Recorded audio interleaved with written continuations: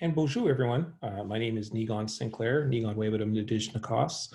It's nice to see everybody. We're going to be doing a workshop on how to write creative nonfiction. And I've got some slides that I'm going to be showing along the way and also some preparation. But it's really nice to see everybody. It's a real honor to be able to do this workshop. And I'm coming to you all the way from Treaty 1 territory in Winnipeg. And let's get right to it.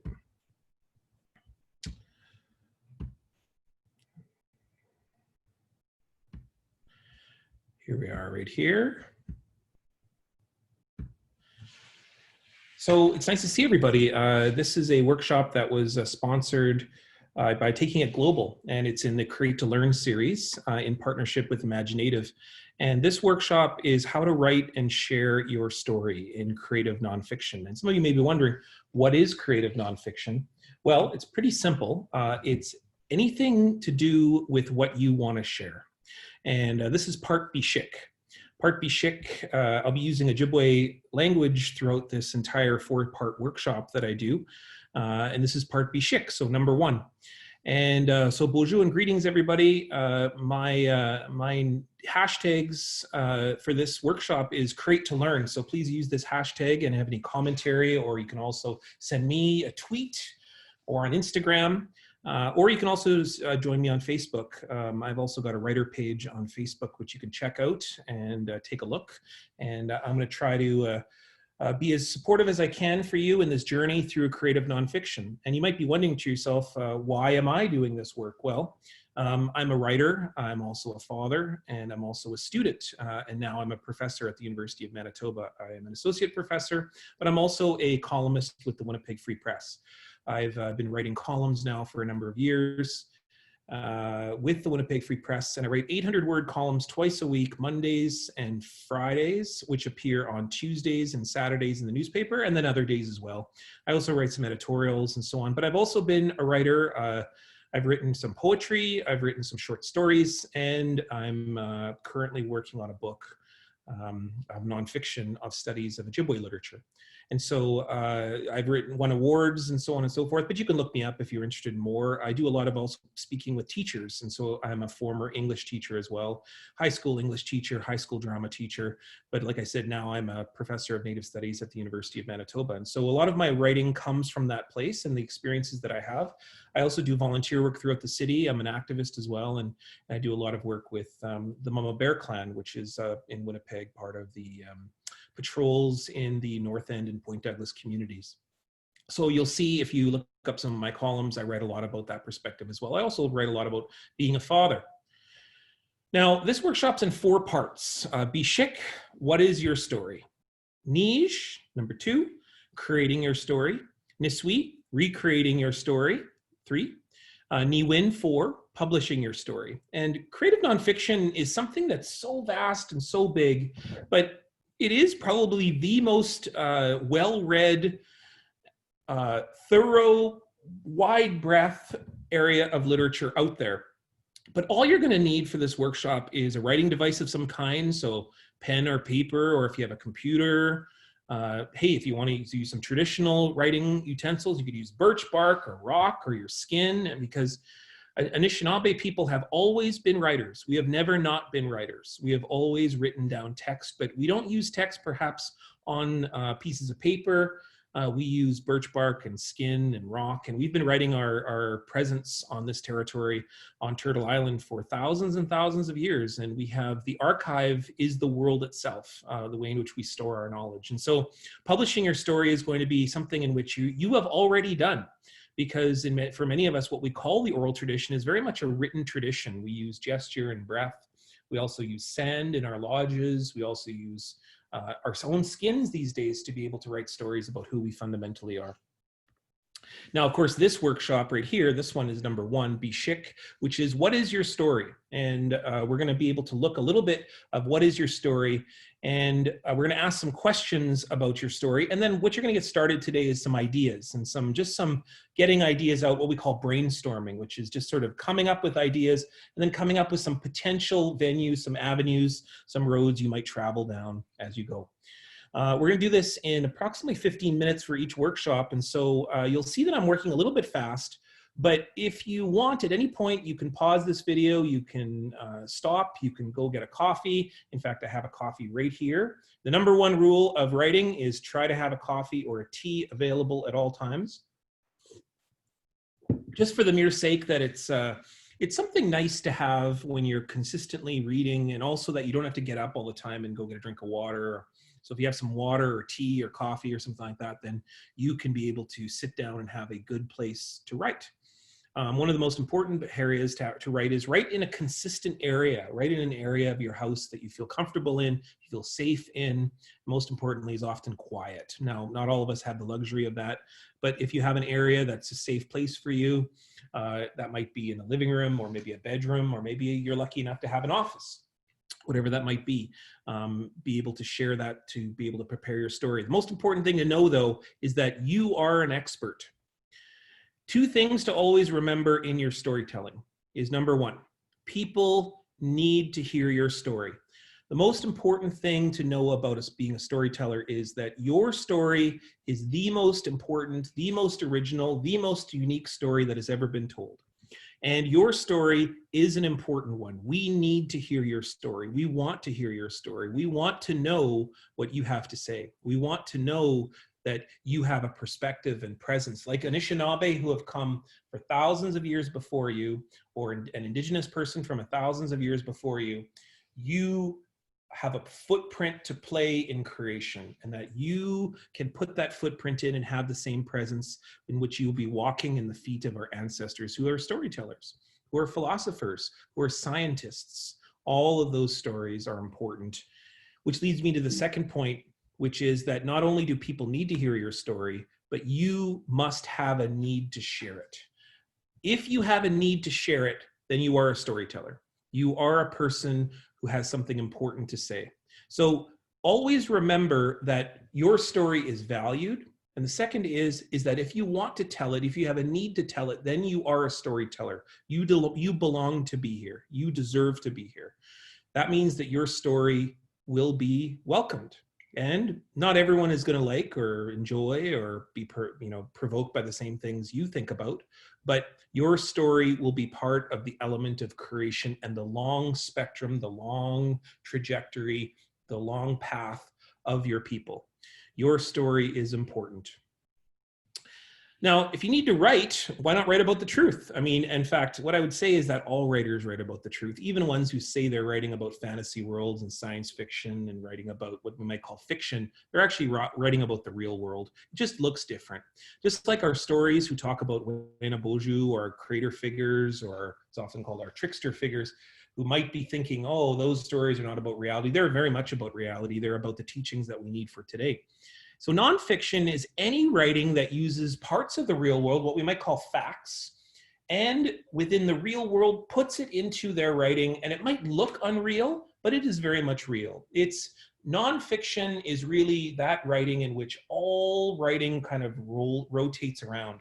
And I really like this image by Frank Big Bear, which talks about his own life. It's a very much an autobiographical painting. And what is he doing in this image? He's really talking about the everyday. The image of what we experience as Indigenous peoples.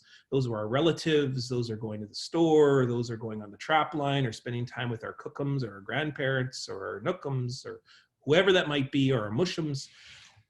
It is the everyday. It is visiting with tea. It is sitting and with your partner or your girlfriend or your boyfriend, sitting with that person and having a conversation. It is that big moment of your life, like graduation or having your first child or getting your first job or whatever that might be, those really big moments, but it's also the really small moments too. It's this moments about that first kiss, or it's the moment of the first time you smelled something, or it's the story of the first time that you saw something or had a thought about something, or the first time you heard the drum or the sound or the birds singing, whatever that might be. All of those are the truth.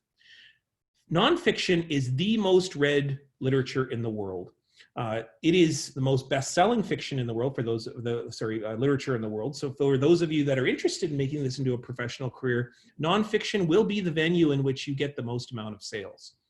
Novels do sell well, poetry sells okay, but nonfiction sells at the most highest rate for every single bookseller. Creative nonfiction involves all the different literary techniques, all the different elements of literature, storytelling. It looks like novels sometimes. It also is very personal. And probably the most important thing is creative nonfiction is very risky. It's putting yourself out there. It's talking about who you fundamentally are, and putting your name on the cover of the book means that you're really talking about yourself. Nonfiction is talking creatively about your own dreams, your own fantasies and your own desires, but also mixed in with the everyday, with the parts that you think are really boring, but are actually very interesting. Even, having a dinner, making a dinner, or going for a walk with your daughter or your son, or, going out and looking at the moon. Those things which seem so simple are the parts of creative nonfiction that are the richest. They have the most amount that you can pull from in order to make stories. So as you can see here in this small chart from Book Riot, I pulled it down just so that you could take a look at what the differences are between fiction and nonfiction. But frankly, these differences are somewhat constructed. Nonfiction pulls upon all those elements that are also within fiction. So I wouldn't say that fiction writers are writing nonfiction per se. Sometimes they're making up completely made up facts and made up worlds and so on, but you'll often see that they are basing that within their own experiences. It might be a past love, or it might be a failure in their own life, or might be describing their backyard, but it looks like another world, another universe, another planet. And so all of those things tend to blend together. Now, what should we write about? What's your story?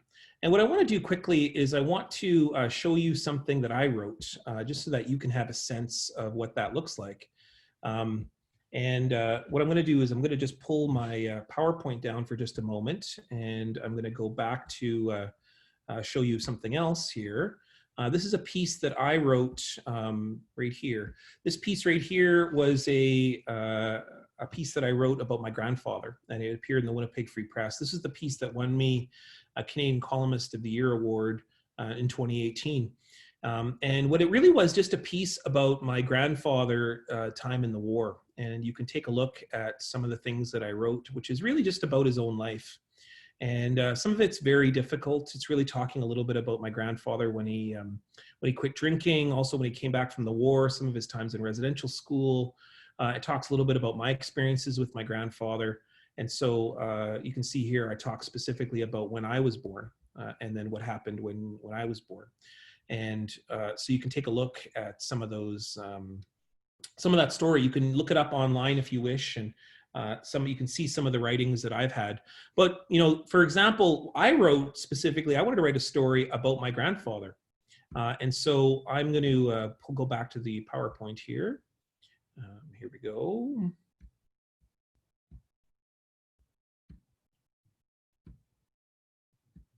There we go. We might ask the question of, what do stories do? Like, what does every story have? And there's basically 5 elements. Every story has characters, and that's often yourself. If it's a story about yourself. There's a location, there's a place, there's some kind of conflict of some kind. It might be figuring something out, or it might be achieving something. It might be reaching and getting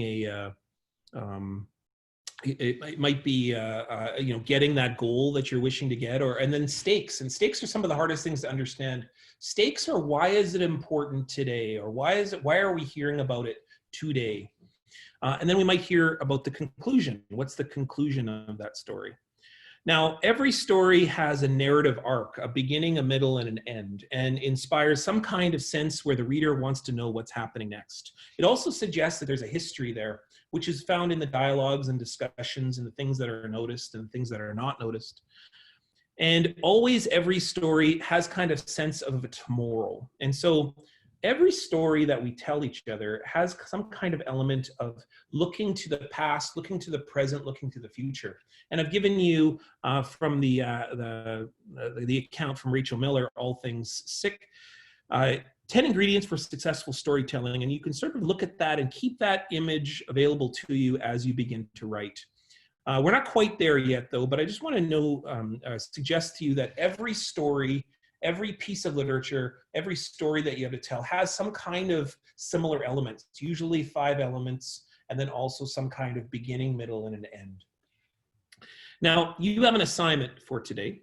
And so this assignment is going to be, you're going to try what I refer to as the little means the big. And what I use this technique to use is I often use in my own writing, once I find a place and I've got 2 hours or 3 hours to write. Most of us, when we are a writer, we must write consistently. We're going to talk about that in the next workshop, about how you refine this skill, because writing is like a muscle. You can't, it doesn't just come out of the blue. Like, for those of you who think, oh, I'm gonna, write the big masterpiece the first time, it doesn't happen that way. You must write and write and write and write, and then eventually that muscle begins to become strong enough that you can produce quickly pieces of work. But you can't just start it like nowhere. It's almost like you didn't just become a champion runner or a bike rider or a musician. You don't just become that in a day. And most people, the most biggest fallacy I find is that people think they can become a writer on a weekend, and they really can't. Being a writer takes time and energy and commitment. And here's part of an exercise that I really like, which is that I want you to pick 5 events that have created your life. And they can be really big events. They can be like losing a tooth. They could be an event like falling in love. It could be an event like taking a trip. And then what I want you to do is on each event, I want you to leave some space underneath it. And then what I want you to do is I want you to pick one of those 5 events and describe an issue or event that was happening in the world at that time. And then the next event, I want you to pick another event, so that the next event is, I want you to list what could have happened instead of that event that you had chosen. So if it's falling in love, tell us what could have happened. Maybe you fell in love with her friend or his buddy or whatever that might be. Or maybe you never would have met, and what would have happened then. And then I want you to pick another one of those events and then tell me the ending. Just simply describe the ending in a few either bullet points or a very short few sentences. And then I want you to pick another event and describe somebody who was there with you. And then the next one is I want you to pick one event and describe one thing that you saw. Now, if not all fit, then you might want to try some of these twice. But for every event, I want you to have one of those activities, all right? And that is your assignment for today.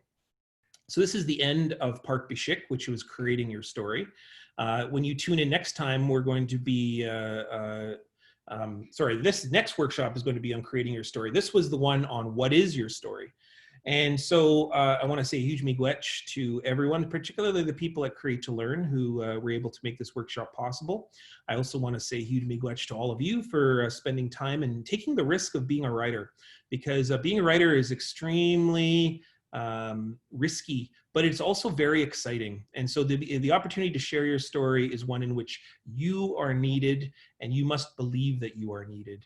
And if you do those things, then you will become a storyteller. So when we come back in the next workshop, we're going to talk about how we refine and create those stories that then you can then share and then head into editing and then eventually publishing. So huge miigwech, Yiga Wabman Minowa. We'll see you again.